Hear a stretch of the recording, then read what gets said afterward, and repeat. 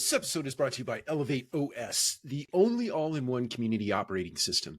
ElevateOS transforms property management, combining resident engagement, reservations, rent payments, maintenance, and concierge services into a single super app. It also uniquely integrates access control, intercoms, package lockers, and thermostats, eliminating app fatigue and redefining modern apartment living. Visit elevateos.com/MMN for a free demo and see how they can help you level up your operations. Welcome to yet another episode of the Multifamily Collective. Just fresh on the heels of the National Apartment Association Apartmentalize 2025. And just thought I'd stop by here and leave a couple of remarks as related to the conference. So there's this old adage in real estate that goes like this: location, location, location.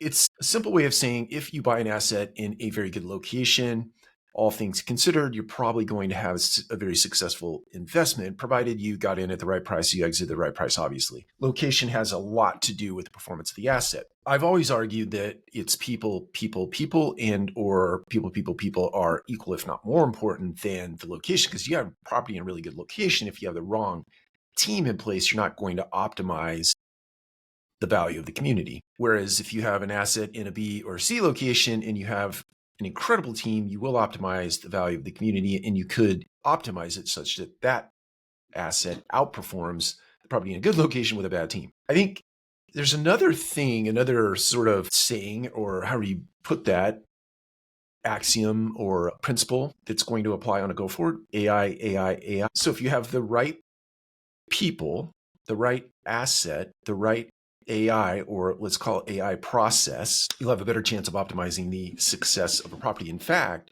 you could potentially argue that the AI, artificial intelligence, or processes that you put in place that are supported by technology or underpinned by technology would outperform, actually reduce the value. I want to be careful about saying that, but might reduce the value of the human in the equation. We could argue that technology will supplement the effort of the human, or it'll free up the human to do more high value work, like creating relationship in the community. And that in and of itself has value. But if you want to, and that's sometimes that value is hard to discern. It's hard to put math to relationships.